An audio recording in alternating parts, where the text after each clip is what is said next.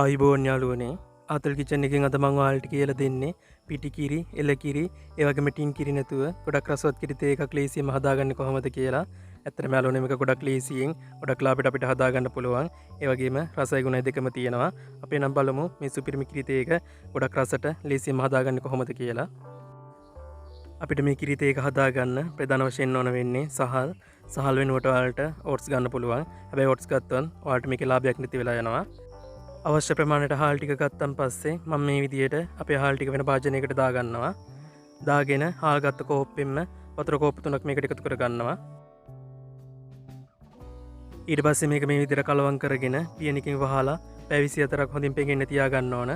ඒ විදියට පෙගෙන්න තියාගත්තන් පස්සේ තමයි යාළුවනේ හාල් වලින් අපිට හොඳ කිරි රසයක් ගන්න පුළුවන්. සාමාන්‍යයෙන් මේ ඔරිජිනල් රෙසිපි එකේදී නම් දවස් 3ක් විතර පෙගෙන්න තියාගන්නවා.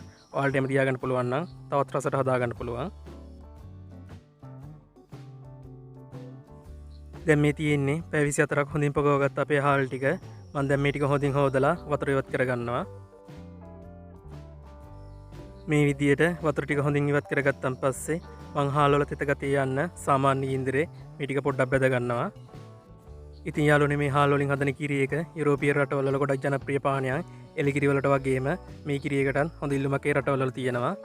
ඇත්තටම කිරි පිටි වලින් හදන ගොන් කිරි කෝප් එකට වඩා එළ කිරි හරි මේ වගේ කිරි එකක් හරි හදාගෙන බොන්න පුළුවන් නම් ඒකටත් ගොඩක් හොඳයි.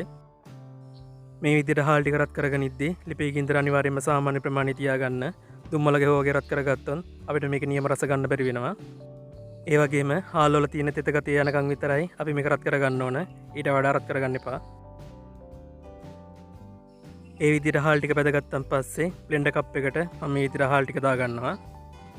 බ්ලෙන්ඩර් කප් එකේ තල වලට වඩා ගොඩක් උඩට එනකන් හාල් ටික එකතු කරගන්න එපා. එහෙම නැත්නම් අපිට මේක හරියට කොටා ගන්න බැරි වෙනවා.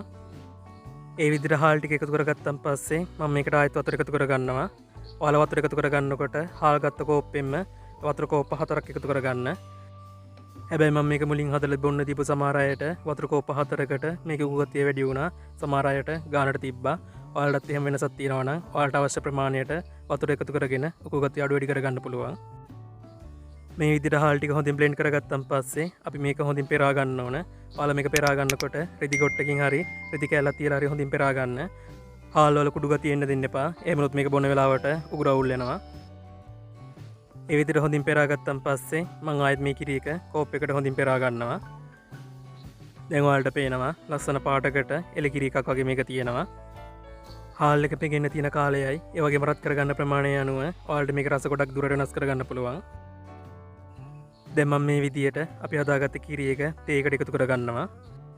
ඇත්තටම යාළුවනේ මේ කිරි එක හරියට හදාගෙන මේ විදිහට තේත් එක්ක එකතු කරගත්තොත් තනිකරම නෙස්ට මෝල්ට් එකක් වගේ අපිට මේක බොන්න පුළුවන්. ඔයාලා මේ කිරි එක තේ වලට නොදා නිකම්ම බොනවා නම් අනිවාර්යයෙන් මේකට සීනි සහ ලුණු එකතු කරගන්න. ඒ වගේම තමයි මේක තවත් රස වැඩි කරගන්න පුළුවන්. මේකට වැනිලා ටිකකුත් එකතු කරගන්නවා නම්. ඇත්තටම යාළුවනේ මේ කිරි එකෙත් වෙනස්ම රසයක් තියෙනවා.